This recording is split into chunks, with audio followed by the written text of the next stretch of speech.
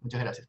Bueno, entonces, como ustedes saben, un rasgo peculiar de este seminario es la de incorporar la historicidad del sujeto, pero que en verdad es la historicidad del concepto, o la noción de sujeto y subjetividad, en, digamos, sería el matiz que distinguiría al interés de este curso respecto de otras aproximaciones que ustedes ven en la maestría. No porque esas dimensiones de la historicidad no estén presentes necesariamente, pero bueno, aquí es el foco central, ¿no? Ahí hay una pequeña diferencia. Y bueno, lo que habíamos visto en los primeros encuentros es que el concepto de sujeto es un concepto que se puede situar como parte del proceso de la modernidad, ¿no? La modernidad podríamos llamar europea, ¿m? Pero que luego en una dinámica que podemos concebir como de expansión, de colonización, de conquista o de construcción imperial, deviene en su implicación con el proceso del desarrollo de la sociedad capitalista un fenómeno global, ¿no? Un fenómeno global, al menos en términos formales, habría que ver hasta qué punto el concepto de sujeto, esto es como una entidad que posee cierta conciencia, una cierta identidad y todas las dificultades que eso involucra, pueden ser trasladadas sin problemas a realidades, digamos, en África, en el sur de Asia, o en determinados, en la Amazonia sudamericana, o en países latinoamericanos que poseen unas largas tradiciones y culturales, sociales, donde se configuran otras construcciones,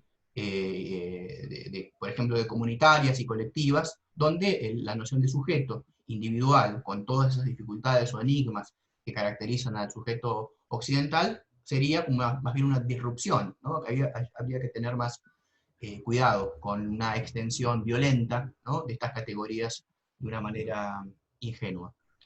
Ahora bien, una posibilidad consistiría en una historización radical de la noción de sujeto, ¿no? Porque ahí tenemos una definición que es muy genérica, muy básica, como les decía, a propósito de la emergencia de una conciencia, lo cual involucra a su vez aquello que es otro de la conciencia, ¿no? Lo inconsciente. Allí necesariamente surgen los límites, ¿no?, de la reflexión, de la autocomprensión del sujeto y todas sus dificultades y problemas. Lo mismo ocurre con la identidad, ¿no? La noción de identidad que uno puede encontrar, por ejemplo, en Hume, ¿no?, en cómo Hume piensa críticamente los límites de la concepción yoica del sujeto cartesiano, supone, a pesar de involucrar una alternativa empirista, el problema de la persistencia, ¿no?, de esas representaciones que constituyen la identidad personal. Perdón, ¿alguien intervino? ¿Una pregunta?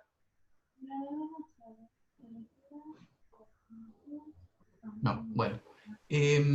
Bueno, entonces, si de lo que se trata en términos de la noción de sujeto es de un concepto inherentemente problemático, histórico, podríamos quizás intentar disolverlo y apelar a una estrategia nominalista. Esto es suponer que el de sujeto es un nombre, entre otros, y sus referencias o aquello a lo que corresponde variaría de acuerdo a el ámbito, el alcance, la inflexión con que utilicemos ese nombre. Entonces no habría un referente al cual el concepto de sujeto correspondería. Y sin embargo, ahí pareciera haber un problema. ¿Por qué? Un problema porque la eliminación de un concepto problemático supone un límite y finalmente tiene o recae en una deriva metafísica, me explico. Y esto acontece con una gran cantidad de nociones que son parte del lenguaje de las ciencias humanas y de las ciencias sociales, que son básicamente todas problemáticas. Por ejemplo, el concepto de democracia, que podríamos identificar que posee una prolongada historia, que no es solo moderna, ¿no? El concepto de democracia, digamos, sigue un derrotero histórico que excede largamente a los últimos 500 años o 600 años de la historia mundial. Y sin embargo, en la modernidad, la noción de Omar, democracia... discúlpame. Sí, sí. Hay compañeras que están esperando le Ah, admitas. sí, Discúlpame la sí. interrupción. Gracias. Sí, sí, no, por favor. No, les decía que, bueno, el concepto de democracia también puede ser problematizado, y de hecho, si seguimos el recorrido de la historia de los usos de la noción de democracia, vemos que antes que eh, referir a un modo de construcción del orden político o de la legitimidad institucional, del modo en el cual se gestiona o se distribuye el poder en un ámbito social, etcétera, mencionó distintos modos de entender la democracia. Ese carácter, digamos, problemático, yo diría, antes que un obstáculo para la relevancia y la utilidad del concepto, es un aspecto constitutivo del concepto.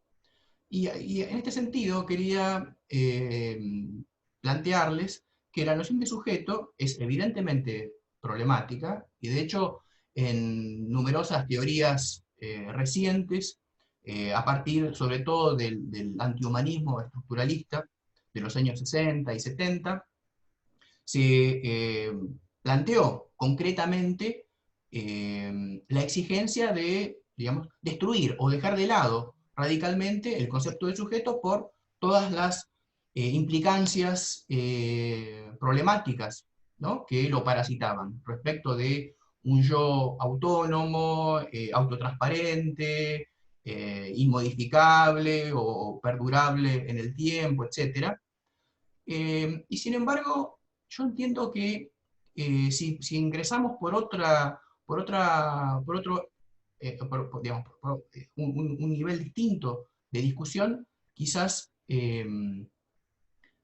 sea una discusión más interesante, ¿no?, que la de intentar deshacernos de todos los conceptos. En primer término, querría decir que, o al menos esto se ha planteado, que buena parte del vocabulario de las ciencias humanas y sociales está compuesto por conceptos intrínseca o esencialmente controvertibles. ¿Qué quiere decir esto? Que no es que hay algunas nociones que son particularmente endebles o problemáticas, sino que en realidad todos los conceptos cruciales y centrales del lenguaje de las ciencias sociales y de las humanidades posee ese carácter. La noción de poder, de arte, de sujeto, eh, de individuo, son todos conceptos intrínsecamente problemáticos. Esto lo ha planteado un autor, Gali, les voy a copiar la referencia en el chat, en un artículo ya viejo, ya tiene más de 60 años, sobre los conceptos, dice, esencialmente controvertidos. Y creo que en este sentido, el de sujeto también es un concepto controvertido que no puede dejar de serlo, ¿sí?, porque ese es su carácter, digamos, constitutivo. Ahora bien, ¿qué podemos hacer si es que no es suficiente con descartarlo? ¿Por qué no lo podemos descartar? Bueno, ahora voy a apelar a otro autor, a Stuart Hall, tengo también la referencia, que es un autor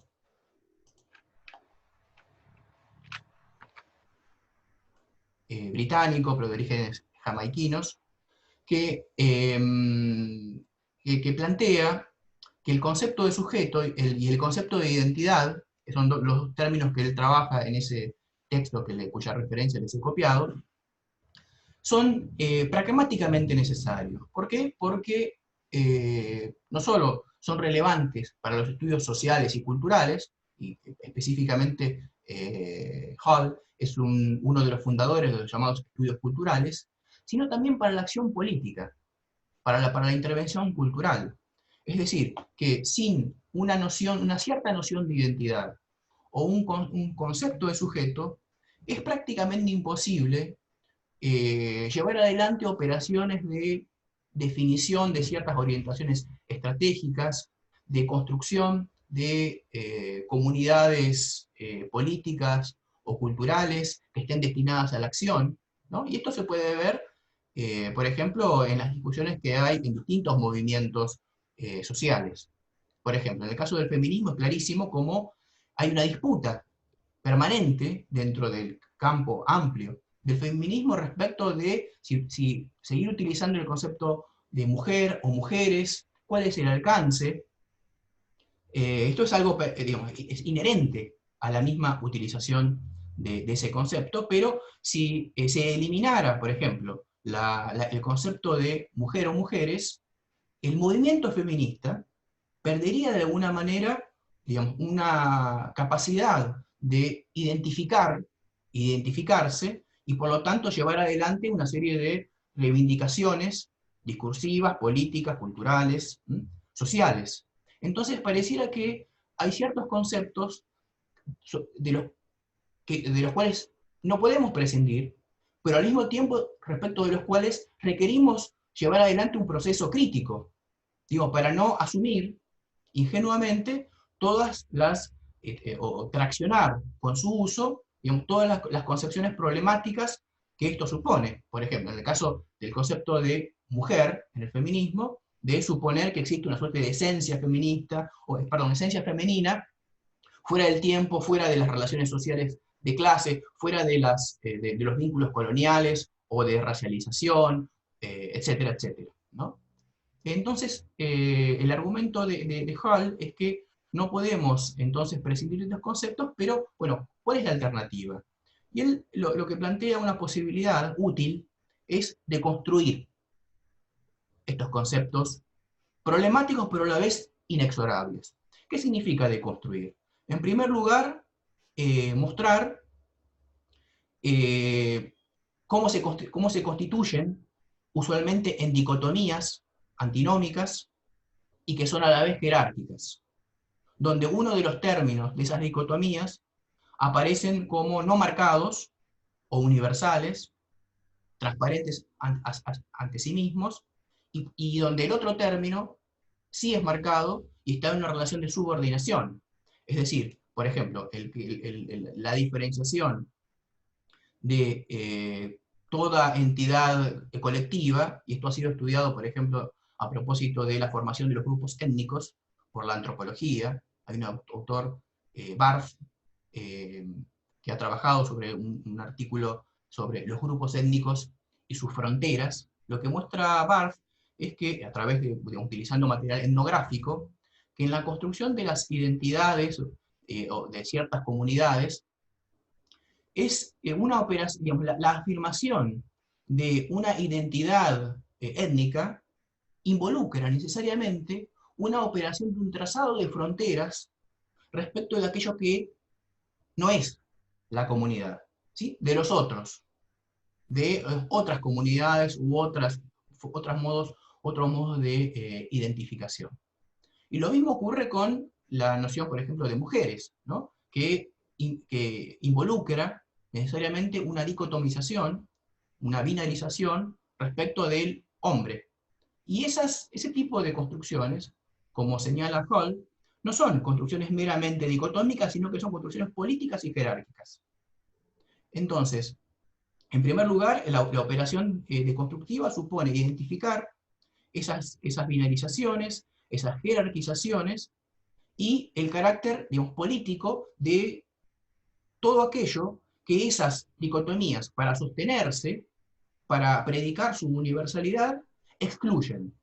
Este es un segundo momento de la operación de deconstrucción, que es la de identificar aquello que no aparece o que es excluido necesariamente y es condición de posibilidad de la factibilidad de suponer una dicotomía fundante. Por ejemplo, en el caso de los estudios bueno, que yo les había comentado en el encuentro previo, respecto de la emergencia del concepto de género, ¿no? Y les había contado que este concepto fue desarrollado en los años 50 por John Money, a propósito de los casos que él denominaba de intersexualidad o hermafroditismo. Y esto es interesante porque ese tercero, ¿no?, que pareciera no ajustarse a la dicotomía, diríamos, del dimorfismo sexual, ¿no?, el cuerpo masculino, el cuerpo varón y el cuerpo mujer, el hermafroditismo, por ejemplo, aparecía justamente lo que debía ser excluido, ¿no? Había una operación, digamos, de patologización, y que para el caso de Money debía ser neutralizado a partir de técnicas quirúrgicas de asignación de una corporalidad que correspondiera a alguno de los dos pares, ¿sí?, de la dicotomía. Y efectivamente es otra dimensión, ¿no?, que la deconstrucción pone de relieve, ¿no? Esa operación de eliminación de un exterior constitutivo. Hay algo que debe ser excluido, que debe ser expulsado para que la dicotomía persista, persevere, se consolide, ¿no? Y esta es, por supuesto, una operación política, histórica, que muestra al mismo tiempo esa dependencia del par dicotómico y de sus integrantes, digamos, de los elementos esencializados de esa dicotomía, de esa operación política y violenta de expulsión, ¿no?, digamos, de la representación. Hay algo que aparece como monstruoso. Y de hecho, en los, digamos, los estudios, por ejemplo, sobre llamado hermafroditismo, que anteceden al siglo XX, en el siglo XIX, era clasificado dentro de una especialidad de la investigación médica, que era la teratología. La teratología es la ciencia de los monstruos, ¿no?, donde justamente digamos, defensa, y que es en realidad una construcción de los pares dicotómicos esencializados, involucra.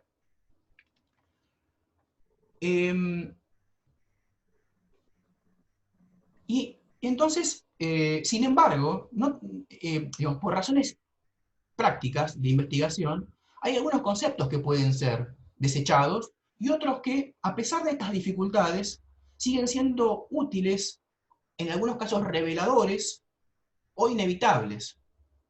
Por ejemplo, el concepto de raza es un concepto inherentemente ideológico, que yo creo que puede ser descartado, ¿no? Y se puede demostrar cómo, por ejemplo, esto lo ha hecho aquí Lemembé, en Crítica de la Razón Negra, cómo también, ¿no?, el concepto de raza es históricamente vinculable con el ascenso de la sociedad burguesa a la sociedad capitalista, ¿no?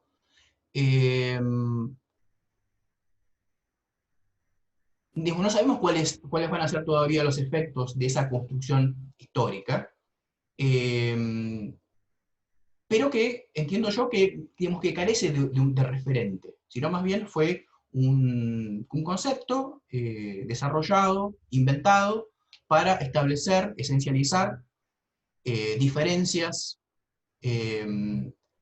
que se vinculaban con una cierta historia de conquista, ¿sí?, donde se esencializaban a partir de ciertos rasgos, y se constituía, por ejemplo, la diferencia de color de piel o de otros rasgos secundarios como esencias humanas, ¿no? Entonces, por ejemplo, una persona que no sé, no sé, una pregunta y una discusión abierta que se planteó en el siglo XVI en las colonias americanas, fue la de si los y las indígenas eran seres humanos, si tenían alma, ¿no? Es una vieja discusión que se dio con Bartolomé de las Casas, que es interesante, ¿no? Pero allí justamente lo que mostraba esa discusión, que es uno de los inicios de la historia del racismo, es que, que hay una construcción de ciertos conceptos que involucran la definición de ciertas esencias que atraviesan el conjunto, digamos, de las características de un individuo o un sujeto, o de una comunidad a la cual pertenece, ¿no?, y que se instituyen siendo expulsadas de la historia y de su propia historicidad, de su propio carácter ideológico, Perdón que acá hay otra persona que ingresa. Entonces, estos conceptos que borran su propia historia en la medida en que se instituyen, ¿no? Y que creo que entonces este es un concepto que puede ser, a mi juicio, descartado para apelar a otras nociones mucho más útiles, mucho más productivas en términos de investigación y de comprensión, que se vincularían con estas operaciones de construcción de las razas como entidades ahistóricas, biológicas, etc. Ahora bien, con el concepto de sujeto es más complicado disolverlo digamos, yo diría nietzscheanamente, como Nietzsche, Friedrich Nietzsche, como una sucesión de máscaras donde no hay, digamos, detrás de las máscaras, sino otras máscaras, y que en todo caso habría que seguir el juego, digamos, de las tensiones, o de los enfrentamientos, de los combates, ¿no? De esas máscaras, porque justamente, como señalaba Stuart Hall en ese texto que les mencioné, ahí pareciera encontrar un límite en las exigencias políticas y estratégicas que determinados grupos, que en general están en una posición subordinada u oprimida, requieren para identificarse y llevar adelante un proceso político y discursivo de autoconstrucción y de demanda, de cuestionamiento del orden en el cual esa opresión y esa dominación operan. Y entonces aquí la deriva, y por esto la propuesta de una deconstrucción, supone en tachar un término, ¿sí? Así como podríamos decir, por ejemplo, que el concepto de ser es un concepto sumamente problemático, sin embargo, pareciera que no siempre podemos prescindir del mismo. Ahora bien, la operación deconstructiva lo que hace es tachar, o sea, rayar, ¿no? El término para que se pueda leer esa tachadura, se pueda leer la operación de tacharla, y sin embargo, todavía la lectura es posible. Y esto es así porque eliminar el término, por ejemplo, sujeto, supondría la posibilidad de que existe una realidad no discursiva, más verdadera, a la cual podríamos apelar para reemplazar o sustituir de algún modo, o en todo caso desplazar ese concepto, que podría ser la noción de identidad, de individuo, de multiplicidad, de multitud, etc. Una de las premisas de este curso es que podemos tachar, ¿no? ese término, el de sujeto, y sin embargo todavía seguir apelando de alguna manera a aquello que su uso y sus inflexiones nos revelan respecto eh, de la realidad social y política en la cual vivimos, ¿no? Y particularmente, y bueno, ustedes habrán notado que quizás o en el recorrido de su cursada van a notar que probablemente este sea el seminario donde más nos acercamos a las cuestiones de la política, ¿no? De la política en un sentido conceptual, me refiero.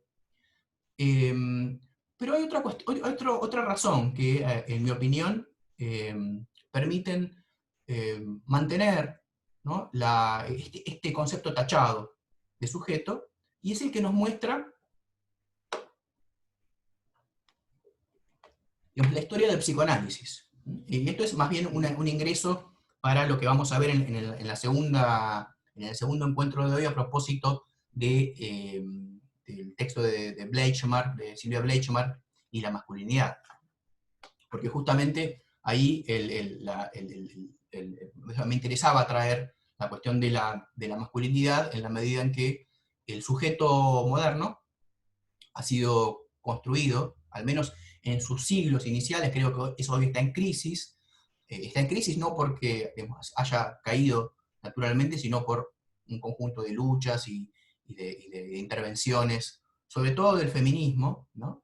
Pero bueno, ese sujeto moderno era un sujeto masculino, un sujeto blanco, era un sujeto que poseía ciertas características sociales, ciertos atributos culturales, pero uno de cuyos rasgos centrales era justamente el carácter, digamos, pertenecer al orden de lo masculino, ¿no? De lo no marcado. No, y decía que les proponía acercarnos a esa problematización de Bleichmar, porque el concepto de sujeto es un concepto que está muy presente en el psicoanálisis, sin embargo, no es una noción universal. Por ejemplo, en Freud, en los textos freudianos, no se encuentra el concepto de sujeto, como tal, como si se puede encontrar en Lacan. En Lacan es central la noción de sujeto. En cambio, en Freud no. Bueno, podríamos discutir, bueno, en el curso hay varias personas que vienen de la psicología, del psicoanálisis, así que si quieren intervenir son bienvenidas, bienvenidos al respecto.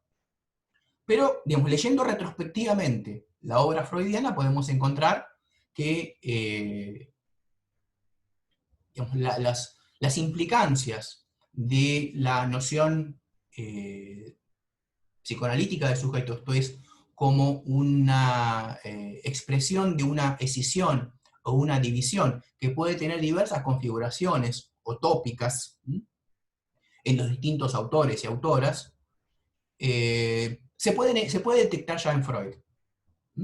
En la distinción, por ejemplo, entre lo preconsciente, lo inconsciente y lo consciente, o más claramente, y ya representado digamos, gráficamente, en la segunda tópica freudiana, en El yo y el ello, de 1923, donde digamos, se distingue el yo, el ello y el superyo.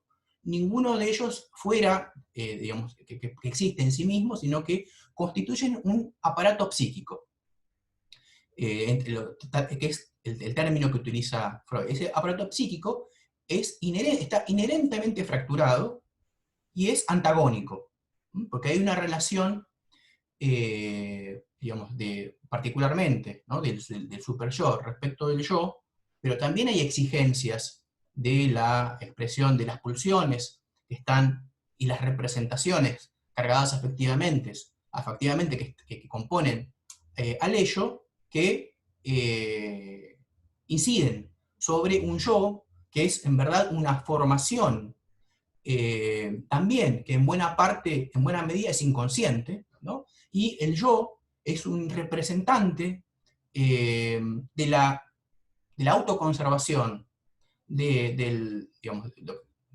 podríamos llamar el sujeto, respecto del principio de la realidad. ¿Sí?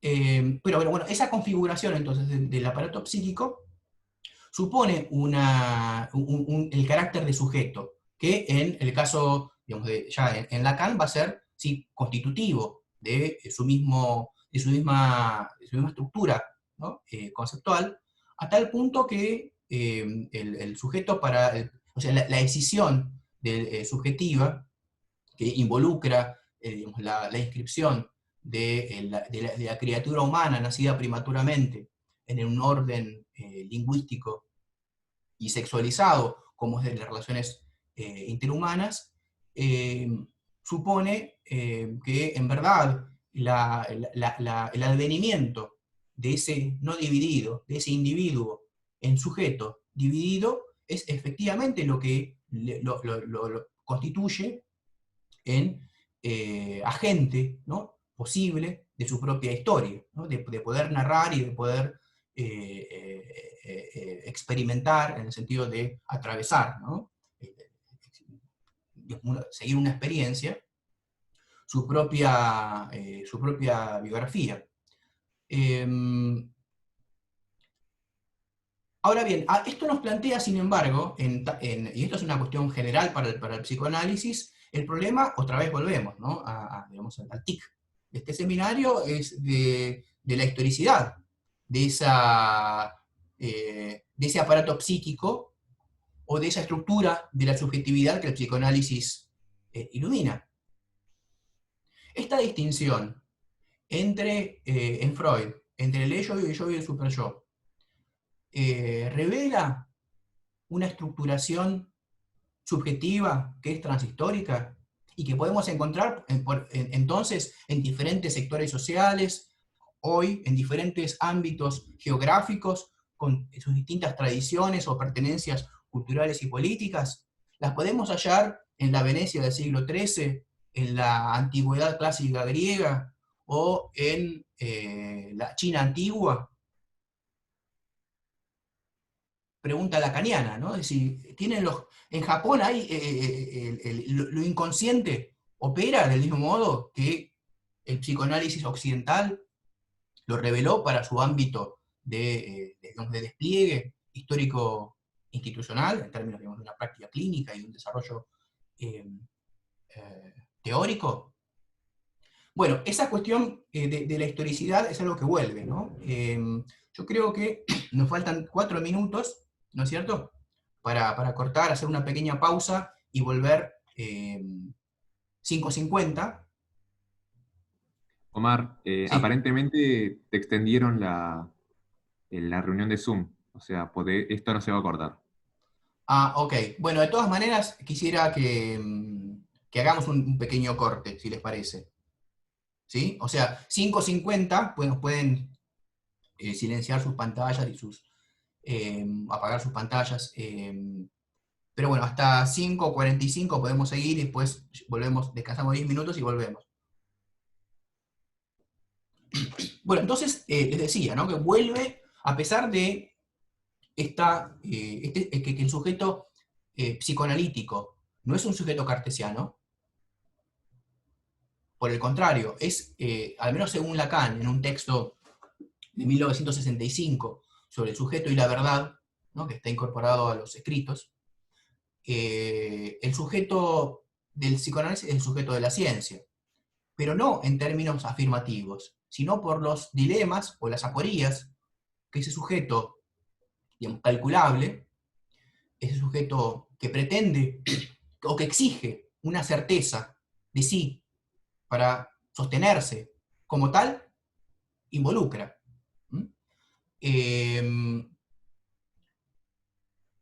Ese sujeto de la ciencia, entonces, sujeto moderno, problematizado, es el sujeto del psicoanálisis, otra vez, ¿no? Historicidad, que supone el viejo problema, que es una discusión que está presente ya desde el inicio de la historia del psicoanálisis, de la validez o de los límites del alcance de los conceptos y de la cura psicoanalítica. ¿Es el psicoanálisis en su nacimiento una teoría válida o que remite a la Viena burguesa imperial del 1900? ¿Podemos reducir o explicar la teoría freudiana a partir de ese origen? ¿O el origen no es lo que ese mismo origen produce? Es decir, que puede surgir una teoría en un contexto muy específico y sin embargo revelar dimensiones teórico-políticas, culturales o subjetivas que lo exceden largamente. Pero bueno, vamos a, no sé si tienen algunas preguntas o ganas de intervenir sobre esto. ¿Te puedo hacer una pregunta? Adelante. Para que me quede claro lo anterior, vos habías opuesto el tema de, a partir de la deconstrucción, la acción de tachar, rayar, de eliminar. Claro. Eso era una oposición, y que la eliminación supondría otra verdad, digamos, algo más trascendente, y que en cambio la tachadura, la rayadura, que después derivó en esta escisión del psicoanálisis, permitiría pensar algo más complejo, problematizado y eso, quebrado también. Sí, sí, sí. Lo que yo digo es que a veces hay conceptos que son dañinos, ¿no? Y que efectivamente se pueden descartar. Yo daba el ejemplo del concepto de raza, ¿no? Como una noción inherentemente ideológica y que antes que iluminar digamos, la complejidad de lo histórico, lo que hace es simplificarla esencializarla, biologizarla, ¿no? Pero la noción de sujeto me parece que, así como la de identidad, sigue siendo central, ¿no? No solo central para llevar adelante algunas investigaciones en los temas que nos interesan, ¿no? En nuestros tópicos, ciencias sociales, ciencias humanas, sino también para la acción política, para pensar y actuar políticamente. Pareciera todavía imposible, diríamos,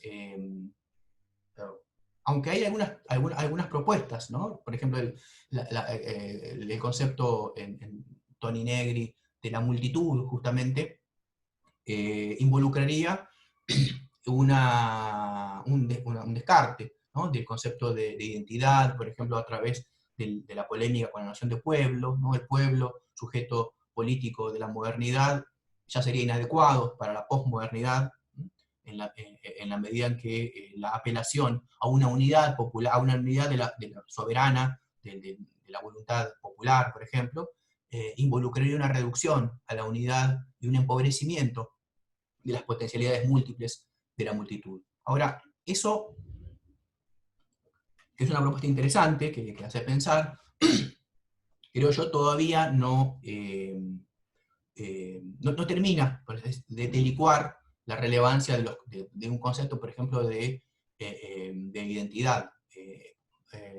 En el mismo Negri, en el libro Imperio, escrito con Michael Hart, por ejemplo, hay un uso hay una oposición, ¿no? Donde la multitud, en su proliferación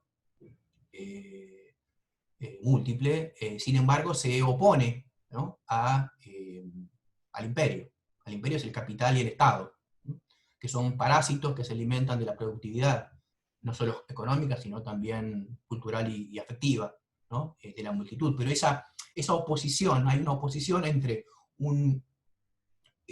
una multiplicidad productiva y un parásito que no produce, que es el Estado y el capital y el imperio, ¿no? Que se alimentan de esa multitud. Y ahí hay una operación de un trazado de fronteras, por ejemplo, que recuerda a temas que yo les había comentado a propósito de Friedrich Barth, sobre los grupos étnicos y sus fronteras, donde parecía de alguna manera imposible, ¿no? Escapar de esa dinámica, ¿no? De la identidad y la construcción de un sujeto que establece una frontera, ¿no? Y esto vuelve una y otra vez hoy en la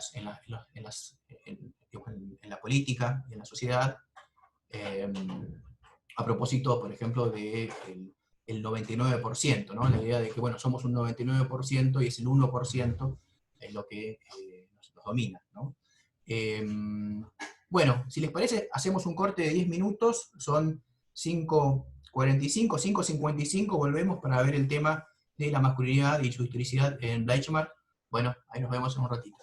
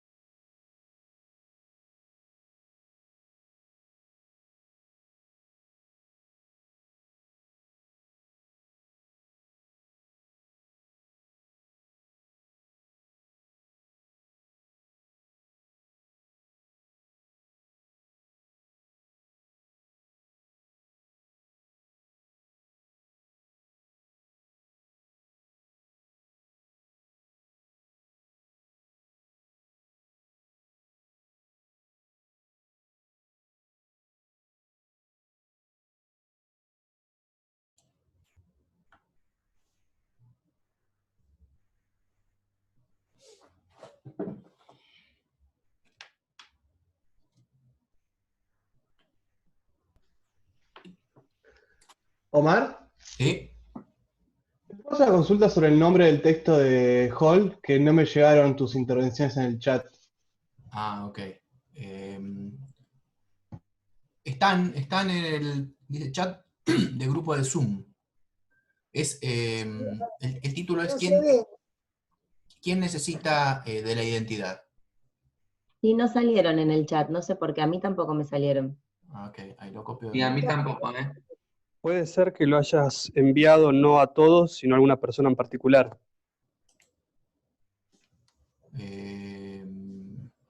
No, pero bueno, lo copio, no hay problema. Ah, no. A ver, nos copié otra cosa.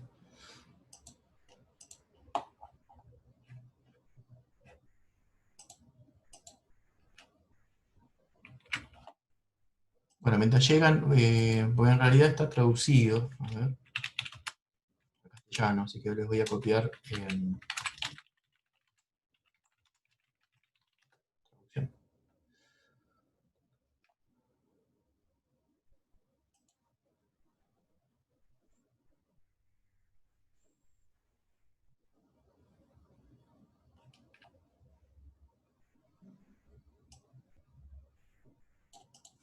Se puede bajar el texto en... Hola. Se puede bajar, a ver si ahí lo ven. Ahí. ¿No? Introducción, ¿quién necesita la identidad? ¿No? No, yo tampoco lo veo en el chat. Me parece que es un tema técnico que nos pasa a todos, ¿no? Sí, porque a mí los mensajes, por ejemplo, de Jimena y de Tamara que dicen no, yo los veo.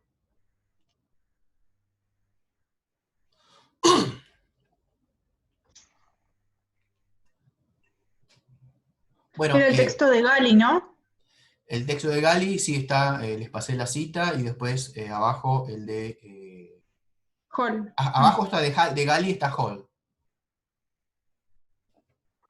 Sí, no apareció en el chat. Bueno, Gracias. igual les voy a enviar por mail estas referencias, ¿sí? Buenísimo, gracias. Bueno, entonces vamos volviendo, si les parece. ¿Te podría hacer una consulta, Omar? Sí, claro. También retomando lo que preguntó antes Martín. Adelante. Vos, en tu artículo de los Grundrisse, retomás en cierta medida la crítica que hace Foster a lo que sería la posmodernidad, y ahí menciona específicamente a Foucault y a Derrida como una suerte de relativización, y retomás esa crítica y propones que la respuesta que da Foster no se condice con los Grundrisse, en tanto apela a una concepción fuerte de historia. Claro. O por lo menos eso me pareció entender.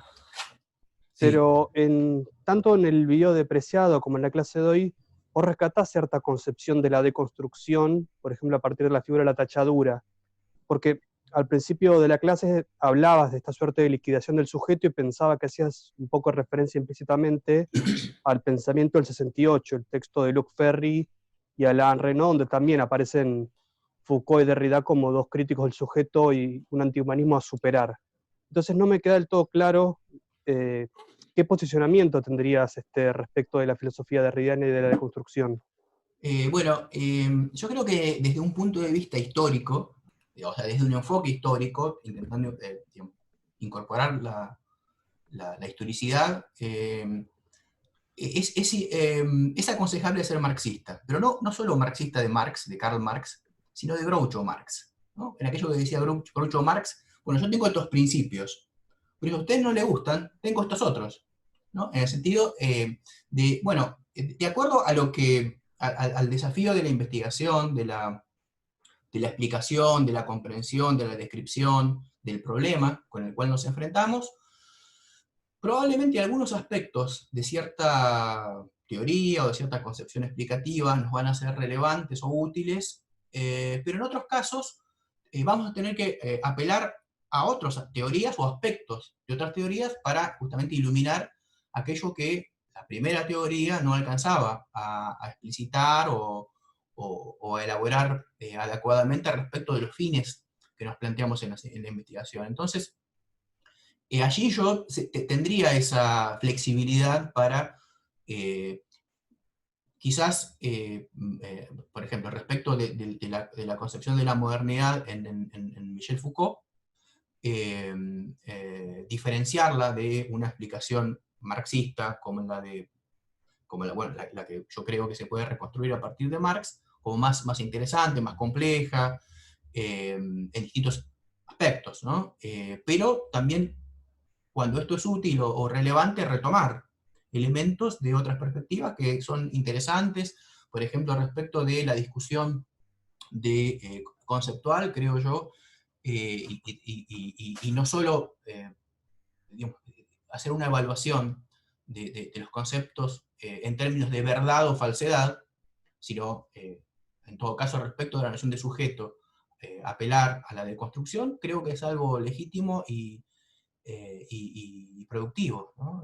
Al menos yo lo veo como un gesto, ¿no? Más interesante que la de ubicarse en una verdad, ¿no? En un lugar de verdad, sea el lugar de verdad de Marx, sea el lugar de verdad de Foucault. Esa sería mi respuesta. No sé qué te parece, cómo lo ves, o qué pensás vos, ¿no? No, a mí me parece que es bastante derridiano lo que estás diciendo, pero quizá porque, Sí, sí. no sé, porque justamente cuando vos criticabas en tu texto la perspectiva de Foster, yo pensaba en bastantes textos donde Derrida tiene una postura parecida, pero tampoco me parece que tu postura es muy interesante, no se trata de totalizar el sentido en un autor, pero era más que nada para eso, con lo que Claro, comentás sí. ahora me quedó mucho más claro. Sí, de todas maneras, yo, en la cita que hace Foster, básicamente para que alguien no leyó el texto, digamos, mi artículo sobre los Grundrisse de Marx, lo que Foster le critica, le reprocha a lo que él llama el posmodernismo, ¿no? Yo creo que es un concepto demasiado abarcativo ¿no? donde, no sé, entra todo, lo que no sea, digamos, una crítica socialista para Foster, ¿no? Una crítica socialista de la sociedad capitalista. Derrida y Foucault disolverían, digamos, discursiva o textualistamente, una realidad objetiva del proceso histórico, ¿no? Pero yo retomo eso, hago una cita, pero luego para problematizar, ¿no? el planteo de Foster, que presupone que existe una historia, ¿no? Y de la cual el marxismo sería una explicación materialista, ¿no? Me parece que yo justamente lo que quiero mostrar es que el concepto de modernidad capitalista y el concepto de historia son modos de dominación social que Marx descubre, ¿no? Y que, por lo tanto, antes que afirmar esa historia, lo que él está tratando de pensar es una crítica radical, histórica e inmanente del concepto de historia, ¿no? Pero bueno, hasta ahí llegaba mi análisis. Pero bueno, volvemos. Gracias, Germán, por tu pregunta. Habíamos cerrado, perdón, tengo un problema.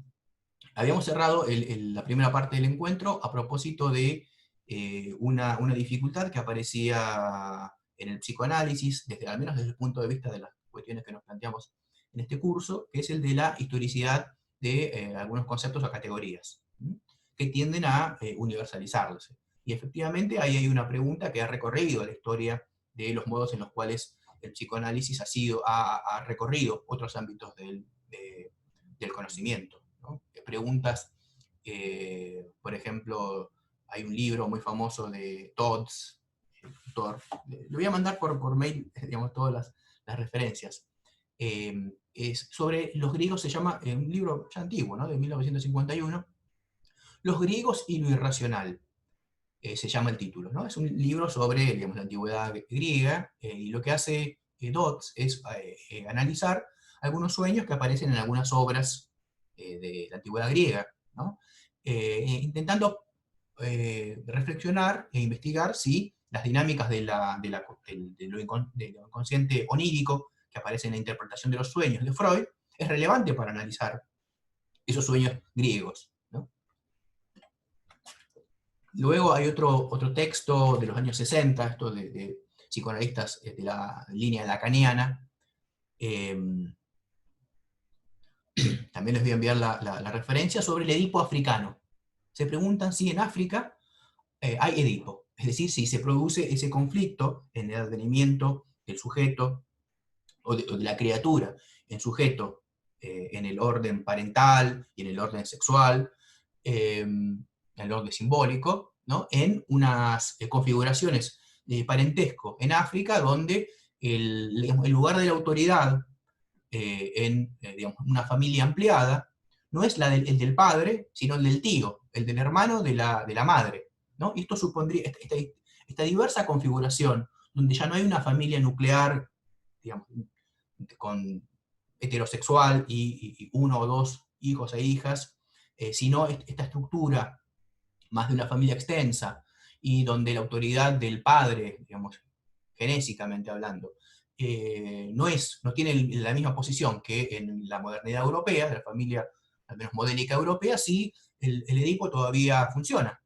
¿no? Sí tiene vigencia, ¿no? Bueno, la conclusión es que sí, porque digamos, habría una posición, ¿no? O una función que en estos casos africanos serían cumplidos por el tío y no por, digamos, del corte, ¿no? de la castración o de la amenaza de castración respecto de la unidad indiferenciada con la madre, ¿no? Con todas sus ambivalencias, sobre las cuales vamos a volver, de hecho, ahora, muy rápidamente. Pero bueno, la conclusión también es que sí, que el concepto de Edipo puede ser, digamos, tiene un alcance universal. Pero bueno, como les decía, es un problema que está presente en buena parte del recorrido de la historia del psicoanálisis, ya en la primera generación, con el propio Freud, ¿no? Y sus colaboradores, Steckel, Ferenczi, se plantea la cuestión de la llamada aplicación del psicoanálisis, ¿no? Había la idea de que el psicoanálisis podía ser aplicado, ¿no? Anwenden es el término en alemán. Por ejemplo, cuando Freud analiza ciertos, o lee algunos textos de la antropología en Totem y Tabú, texto de 1912-1914, ¿no? Para intentar dar cuenta de la emergencia digamos, de la cultura, de la religión, a partir, bueno, de conceptos psicoanalíticos. Allí habría una aplicación que sería, digamos, o sea, que un herramental conceptual que pertenece a un marco discursivo es aplicado, hay un giro allí, Anwenden justamente da cuenta de esa torsión, ¿no? Hacia otro campo, hacia otro territorio epistémico, ¿no? De hecho, en la época de Freud, en los años 10, 20, había una revista llamada Imago, justamente que era una revista especializada en el psicoanálisis aplicado, ¿no? Digo esto para mostrar la importancia que tenía el concepto de aplicación del psicoanálisis, y de hecho, para el propio Freud, por ejemplo, en un texto de 1926 sobre si los legos, o sea, las personas que no son médicas, pueden ejercer el análisis, Freud plantea, ya era un momento en el cual comenzaba a vacilar respecto de las posibilidades de la cura, en la primera posguerra se produce un cambio en la teoría pulsional de Freud. No me voy a detener en esto, pero básicamente comienza a teorizar la pulsión de muerte, y la pulsión de muerte genera una resistencia, aparentemente, a la cura más radical, ¿no? Más profunda, y en el historial del llamado hombre de los lobos, Freud plantea, ¿no? Y sobre todo en las repercusiones, la continuidad de ese caso, ¿no? Del hombre de los lobos, el problema de que, digamos, las capacidades terapéuticas del psicoanálisis son bastante limitadas e inseguras. Y entonces, dice Freud, probablemente en el futuro la importancia del psicoanálisis redunde, antes que en la clínica, en una concepción de la cultura, ¿no? O en un análisis del malestar en la cultura, ¿no? No lo dicen esos términos exactamente, pero esta es la idea, ¿no? Que hay una tensión irresoluble entre el carácter irreductible de las tensiones pulsionales y los mandatos sociales, ¿no? Entonces, bueno, está esta cuestión de estas aplicaciones. Me parece que un término más interesante, porque digamos, revela elementos o dimensiones más productivas, es el concepto de extensión, ¿no? Que esto pertenece ya al vocabulario lacaniano, ¿no? La extensión no es una aplicación, sino más bien es la extensión pone de relieve explícitamente esta operación de salir del ámbito clínico, del ámbito específico de la práctica psicoanalítica, para intervenir en otros ámbitos, puede ser el de la política, el de los discursos sociales, el de la cultura, el de, no sé, análisis cinematográfico, lo que quieran, pero asumiendo que ahí se está realizando este trabajo, que es un trabajo que supone una tensión de un salir hacia un exterior. Digamos, con todos los dilemas que esto supone, ¿no? Último apunte a este respecto, también Lacan, así como Freud había promovido la revista Imago, la revista sobre Angewandte Psychanalyse, psicoanálisis aplicado, también Lacan dirigía en Sewil, que era la editorial que lo publicaba, una colección sobre la extensión del psicoanálisis, ¿no? Bueno, para no perder demasiado, para no volver sobre el tema que veníamos planteando respecto de la historicidad de las transformaciones de lo que en algunas versiones o momentos del psicoanálisis puede aparecer como formaciones ahistóricas o universales del sujeto, y particularmente del aparato psíquico, por ejemplo, en el yo y el ello de Freud. Ahí no voy a detener en Freud. Mi tesis es que yo esto lo he trabajado en un libro que lleva el título de Freud y el problema de la historia, que se publicó ya hace muchos años, en el 2007. Entiendo que en Freud hay un esfuerzo por explicar que sí, el sistema psíquico sufre transformaciones del mismo modo que ocurre con las dinámicas pulsionales. Hay una historicidad que Freud pretende o aspira a desarrollar, ¿no? Con mayor o menor fortuna, eso es otra discusión. En otras ediciones de este seminario hemos trabajado un poco más profundamente esta cuestión de la relación de lo histórico en el sujeto psíquico.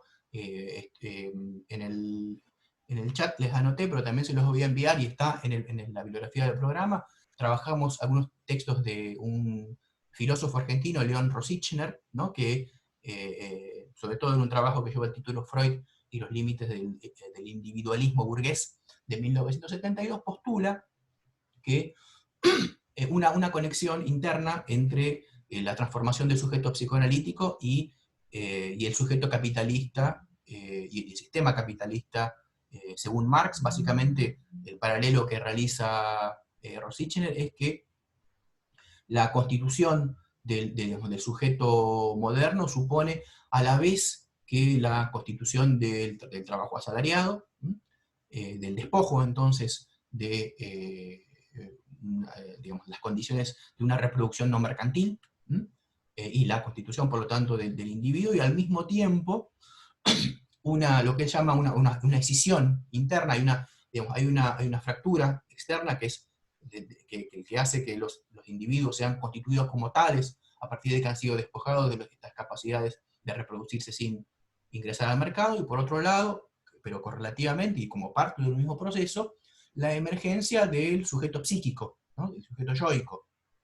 Y para Rosichner ahí hay una conexión interna. Y me parece interesante ese planteo rosichneriano, porque intenta historizar aquello que en el yo y el ello de Freud puede emerger, diríamos, como una forma universal, transhistórica y no modificable. Bueno, yo les planteaba, a propósito justamente de una de las dimensiones constitutivas del sujeto moderno, que está vinculado con la diferenciación sexual, la relación dicotómica, binaria, pero también jerárquica, entre mujer, digamos, y varón, ¿no? En la medida en que el sujeto aparece en primera instancia como identificado o universalizado a través del varón, al que uno podría seguir concretamente los modos a través de los cuales, entre los siglos XVII y la actualidad, se ha producido, ¿no?, una ampliación de los ámbitos de una subjetividad que incorporan, ¿no?, muy tardíamente, ¿no?, a las mujeres como sin ceder en la aspiración de una afirmación universal por parte del sujeto. Quiero decir,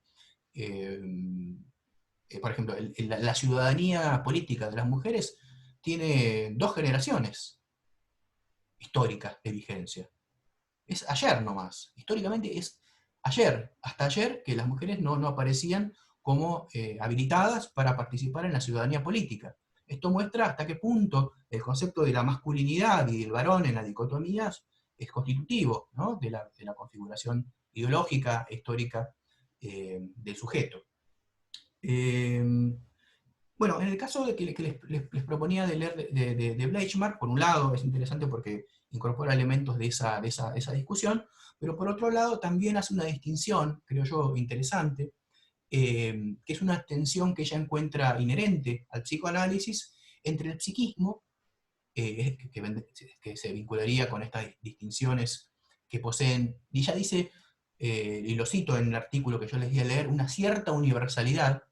El psiquismo posee una cierta universalidad, y en cambio las formas de la subjetividad son más contingentes, variables y transformables, ¿no? Y esto involucra un conjunto de desafíos para el propio psicoanálisis. ¿Por qué? Porque de acuerdo a los distintos momentos, ya desde su nacimiento, pero luego en otras instancias en las cuales se ha constituido y reconstituido como una oferta no solo teórica, sino sobre todo terapéutica, el psicoanálisis construye o deriva una concepción del psiquismo, digamos del sujeto psíquico, a partir de los datos que le provee la experiencia subjetiva.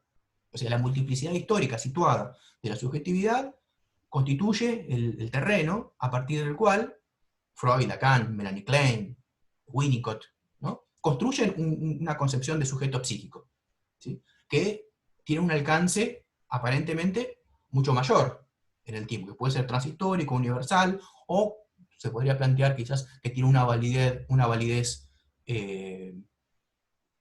limitada, o uno podría segmentar, ¿no? Por ejemplo, es lo que hace Iapes a propósito del narcisismo. Anselm Iapes supone, bueno, hay efectivamente, el sujeto moderno es un sujeto que se puede, cuyo recorrido se puede identificar con distintas modulaciones de formas del narcisismo, pero que en el capitalismo post-1968 adquiere una importancia, una relevancia y una problematicidad que previamente no existía, ¿no? Y entonces ahí está la pregunta que se hace Bleichmark, es a la luz de las transformaciones en los modos de subjetividad actuales. Al menos emerge la posibilidad, como pregunta, de la obsolescencia de la concepción psicoanalítica del sujeto psíquico, y podríamos decir en este sentido, de toda su metapsicología. La metapsicología es, digamos, la teoría, ¿no?, del psicoanálisis. O al menos Freud así comprendía la elaboración de los conceptos de represión, de pulsión, de narcisismo, etc. Entonces, esa tensión que parece ser ineliminable entre, por un lado, la subjetividad múltiple que se transforma, y la aparente universalidad cierta, dice Bleichmark, del psiquismo. Bueno, en el artículo yo les sintetizo cuáles son los modos en los cuales Bleichmark retoma algunos planteos de Jean Laplanche, del psicoanalista francés Jean Laplanche, donde la idea, digamos, crucial es que es el modo en el cual Laplanche recupera el concepto de seducción, ¿no?, que había sido abandonado por Freud en el momento mismo en que emerge, ¿no?, el discurso psicoanalítico como un discurso autónomo respecto de la psiquiatría, la sexología y la neurología de la cual Freud, en la cual se había formado, no la sociología, pero sí la neurología, en la cual se había formado, digamos, a partir del cuestionamiento de la verdad empírica de un trauma sexual infantil, cuando Freud, ¿no? Una carta a Wilhelm Fliess, un amigo también médico suyo, de septiembre de 1897, donde Freud le dice, no creo más en mi neurótica, es decir, no creo más en esa explicación de la neurosis a partir de digamos, los efectos postergados o retardados de una agresión sexual infantil, luego, digamos, a la cual que fue sometida a un proceso de defensa por parte del sujeto, ¿no? De olvido, y que retorna posteriormente con efectos digamos, patológicos, dolorosos, digamos, porque ese trauma supondría una suerte de nudo, ¿no? Que retorna, ¿no? Traumáticamente, y que luego la cura, en todo caso, podría, Freud decía, reaccionar, o sea, desanudar. Disculpa, Omar, Sí. pero están en el chat diciendo que hay gente por admitir. Sí, yo no veo por admitir, pues estoy atento a eso. O sea, Sé que fui... quedó. debe ser de antes, no sé si aparece. Me quedo a mí. Ok, gracias igual, Javier.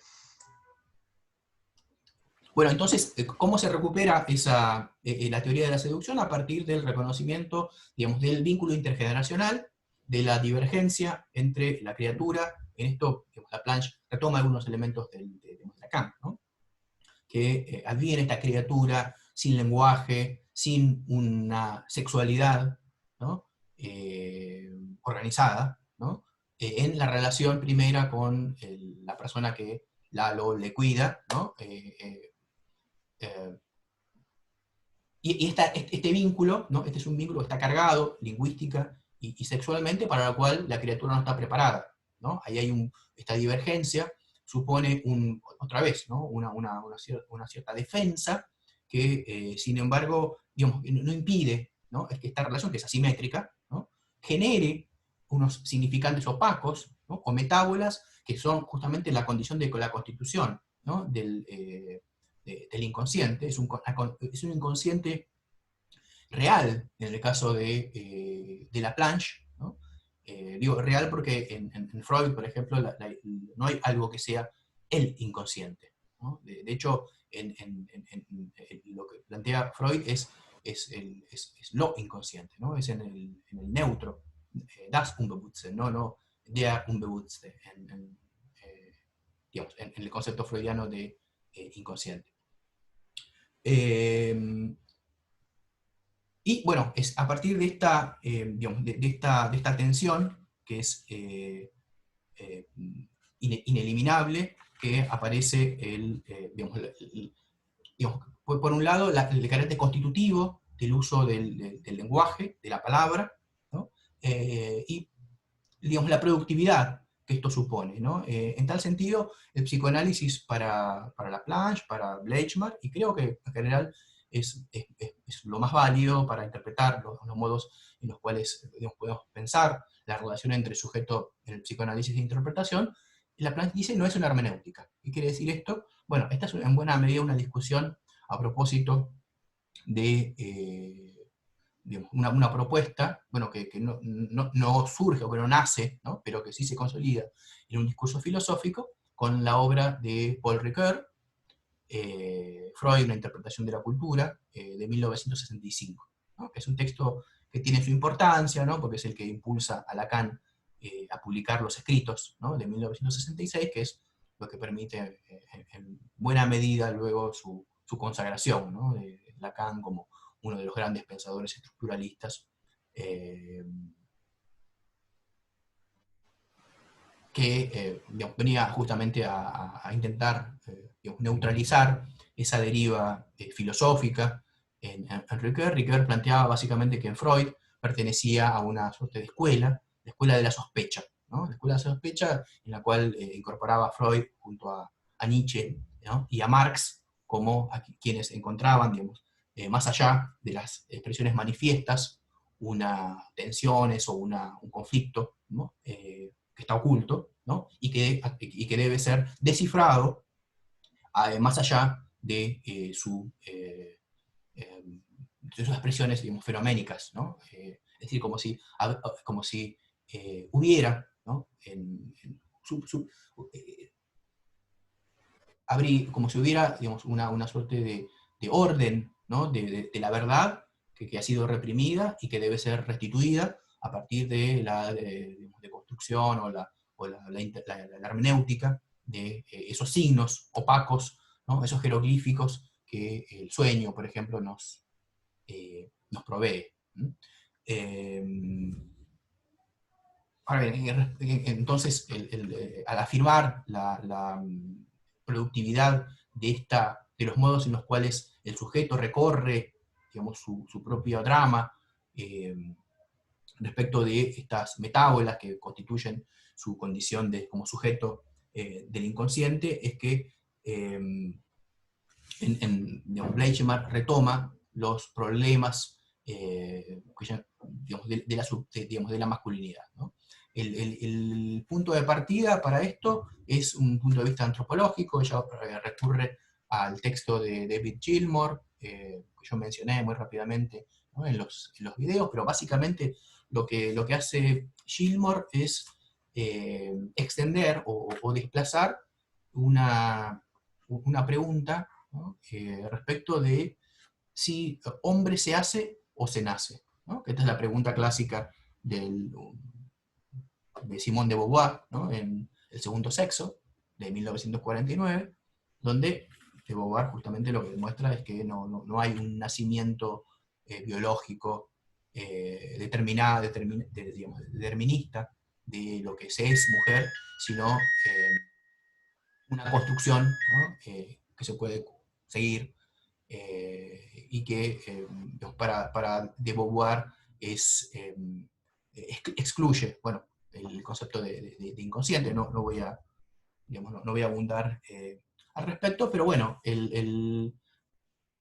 este hacerse, ¿no? Este hacerse hombre, el título en inglés es Manhood in the Making, ¿no? Que da un sentido más dinámico, ¿no? E inconcluso de este hacerse de la masculinidad, y él encuentra una recursividad, una reiteración de ciertos motivos en torno a los modos en los cuales se accede a la masculinidad, que por un lado es afirmada universalmente con una serie de características, ¿no? Que están vinculadas digamos, no solo a la diferencia anatómica, sino sobre todo, muy particularmente, a ciertos rasgos que confirmarían una masculinidad que debe ser conquistada. Así como la feminidad no está dada, ¿no? Naturalmente, lo que un relevamiento etnográfico, que sobre todo tiene su base en la cuenca del Mediterráneo y en algunas etnografías en África Oriental más específicamente, lo que Gilmour intenta mostrar es que los varones, los niños, no están destinados a ser varones, a ser hombres, a conquistar una virilidad que le estaría dada naturalmente, ¿no? E incluso muestra algunos casos en los cuales en algunas comunidades africanas los varones y las mujeres, niños, niñas, poseen un órgano, ¿no? que para las mujeres en el desarrollo natural va a llevarlas, las va a conducir a devenir mujeres, con todos los rasgos que las caracterizarían. En cambio, ese órgano en los varones es débil, ¿no? Y tiene que ser alimentado. Y hay una incorporación, por ejemplo, del semen de los adultos, a través de operaciones de felación, que son las que permiten, ¿no? que las criaturas, varones, se desprendan de la tutela de las mujeres y particularmente de la madre, y accedan a partir de una serie de rituales que deben ser confirmados. Son pruebas que en algunos casos son dolorosas, son rituales, ¿no? de pasaje que verifican el carácter artificial y nunca natural del advenimiento a la masculinidad. Bueno, hay el texto de Gilmore, no sé si lo han podido leer, es fenomenológicamente muy interesante, en la medida en que nos provee un conjunto de referencias que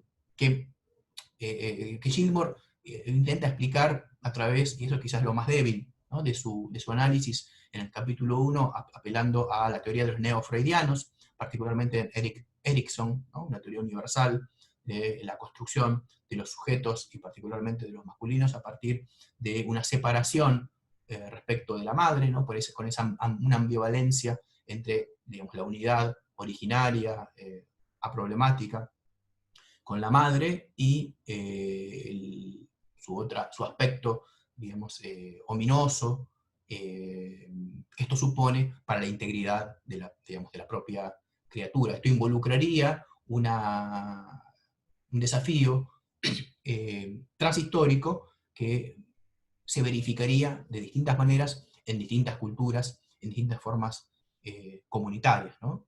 Y me parece lo interesante, creo yo, para nuestro análisis, pues justamente por estos límites, ¿no?, de la tentación universalista de Gilmore, es que él puede pensar algunos otros casos o introducir referencias que pueden ser útiles para dar cuenta de algunas cuestiones de nuestra época. Por ejemplo, muestra cómo, y ahí va apelando a cierta información que retoma de un libro muy famoso de Oscar Luis, Los hijos de Sánchez, que es una biografía sobre México, particularmente la Ciudad de México, ¿no?, sobre las clases populares, como también allí, ¿no?, el advenimiento a la masculinidad, digamos, que es tan fuerte, ¿no?, el machismo mexicano, sin embargo, también supone un conjunto de rituales, de pruebas, ¿no?, que no todos los individuos pasan o superan de la misma manera, ¿no? Y también esto ocurre en la cultura juvenil norteamericana. Bueno, Gilmore provee diversos casos que muestran probablemente o que revelan que también, ¿no?, muchas veces hacerse hombre no es fácil, se lo es de distintas maneras, y la pregunta que se hace Bleichmar, bueno, ¿qué dice esto para el psicoanálisis? ¿No? ¿Qué dice esto para el psicoanálisis para el cual pareciera que, de acuerdo a un pasaje, ¿no?, de textos freudianos de la década del 20, y particularmente una de las lecciones de la segunda serie de la introducción al psicoanálisis? Freud da dos grandes series, ¿no?, tiene otros cursos, otros seminarios introductorios al psicoanálisis, unos entre 1916 y 1917, y otro entre 1932 y 1933, que son, por otra parte, muy buenas introducciones a la teoría psicoanalítica, ¿no?, porque son lecciones que Freud da para, digamos, el público en general. En uno de ellos, sobre la feminidad, en 1933, Freud dice que la feminidad, dice, es el continente negro, utiliza la expresión dark continent, del psicoanálisis, ¿no?, como habría allí. Es muy interesante la metáfora freudiana, ¿no?, porque, digamos, revela, probablemente más allá de las intenciones de Freud, ciertas afinidades entre lo claro y lo no claro, ¿no? Es como si la feminidad fuera África para Freud, ¿no? Es el continente oscuro, el continente negro del psicoanálisis. Pero bueno, lo que Bleichmar muestra es, bueno, que la masculinidad también es un problema en el psicoanálisis, ¿no? Y específicamente,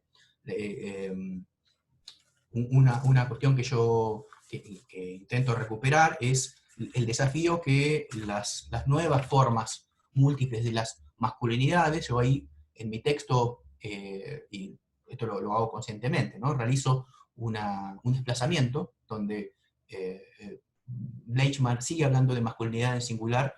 Yo ahí refiero a masculinidades en plural. Me parece que es un movimiento que es en primer término terminológico, pero que supone un alcance conceptual, de las masculinidades trans, ¿no? Que ella analiza, creo yo, muy detalladamente y con una honestidad intelectual en su libro, ¿no? Paradojas de la masculinidad, digamos, esas paradojas, ¿no? de la masculinidad, pero que revelan al mismo tiempo tensiones que parecieran no ser eliminables, ¿no? Completamente en el psicoanálisis. Bueno, esto yo no me puedo detener, me interesaba plantearles estas cuestiones porque ustedes tienen varios cursos, bueno, una parte de cursantes proviene del ámbito psicológico, psicoanalítico, pero creo que dejarles al menos algún planteo al respecto. La cuestión de la historicidad y la universalidad es algo que no es fácilmente eliminable, en primer lugar porque supone algunos desafíos que son inherentes a la clínica, ¿no? Hay discusiones, por ejemplo, la crítica de Jacques Derrida al psicoanálisis, sobre todo al psicoanálisis lacaniano, en términos de una reificación, ¿no? Conceptual que hace que el psicoanálisis posea el lugar de la verdad del sujeto, ¿no? Y se señala Derrida, hay un texto muy interesante, ¿no? El cartero de la verdad, ¿no? Dice Derrida, y titula un texto sobre el seminario de la carta robada, de 1965, por parte de Lacan, ¿no? Pero, digamos, ¿cuál es la respuesta lacaniana? Y yo diría que es psicoanalítica, ¿no? Que se producen determinados conflictos psíquicos, afectivos, que producen dolor, que no pueden ser disueltos historicistamente, que no pueden ser solo deconstruidos radicalmente o eliminados como puramente arbitrarios o ideológicos, porque en la misma realidad concreta de determinados sujetos, esto aparece como, digamos, produciendo dolor y planteando, ¿no? Un desafío en el tratamiento. Allí, digamos, la pluralización, que podríamos decir, una pluralización queer de los conceptos psicoanalíticos que muestran toda su arbitrariedad y su carácter de dominio, ¿no? Y de opresión, es insuficiente. Ahí, digamos, la misma cuestión del síntoma, el problema del síntoma, involucra que, incluso si historizamos radicalmente, por ejemplo, la figura paterna, ¿no? Y mostramos todas sus vacilaciones, sus arbitrariedades, los modos en los cuales efectivamente se realiza, ¿no? En los distintos sectores sociales, en los distintos países. Sin embargo, para un sujeto específico, allí la figura paterna puede presentar ciertas características universales para el modo en el cual ese sujeto vivencia, ¿no? esa relación. Y entonces esto supone un conjunto de exigencias que no pueden ser disueltas solo teóricamente, ¿no? Eso me parece que este es el punto central, lo cual no deja, sin embargo, de producir algunas dificultades. Creo que en el caso de Bleichmar, respecto de Gaby, ¿no? Que previamente era Agustín, que produce, digamos, o que lleva adelante un pasaje, ¿no? De género y luego digamos, corporal, ella acompaña, ¿no? La idea no es hacer un tratamiento, de hecho, Gaby no estaba en tratamiento con Bleichmar, sino con un psicólogo, en un pueblo del interior de la provincia de Buenos Aires, pero bueno, ahí el término es de un acompañamiento, ¿no? de ese proceso, de esa experiencia. Pero bueno, en el artículo muestro cómo en un determinado momento, y ya voy cerrando, Bleichmar muestra que, o nos toma una posición respecto de que la necesidad de ubicarse en algún lugar, ¿no? De las distinciones de género, que debe de alguna manera, lo que ella plantea es no ceder a digamos, la unidad imaginaria, ¿sí? O a la incompletitud que lo imaginario del ser uno, no dividido, no ubicado sin asumir una diferencia, ¿no? De género, en primer lugar,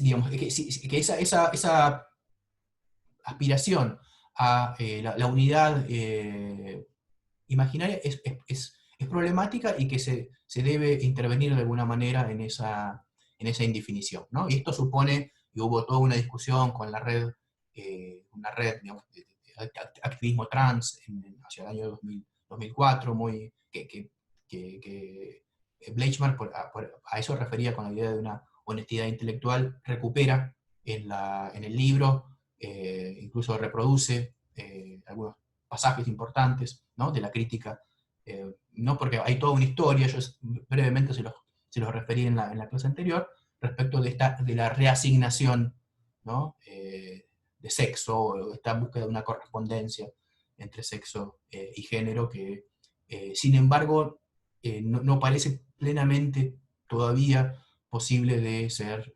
tramitado en el orden de un psicoanálisis como el de Bleichmar pretende estar a la altura crítica de su propia época. Bueno, preguntas, consultas, críticas, comentarios.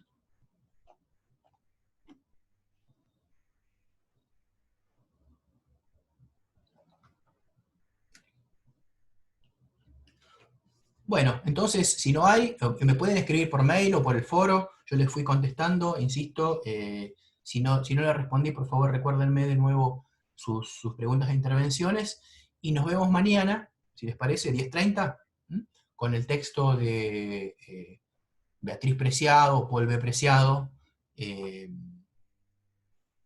ahí vamos a regresar en buena medida a la cuestión de sujeto, subjetividad y capitalismo, aunque creo que nunca salimos de ahí. Bueno, hasta mañana, que descansen y bueno, hasta pronto. Chao. Hasta mañana. Chao, buenas noches. Hasta mañana. Muchas gracias. Chao. Hasta mañana. Gracias.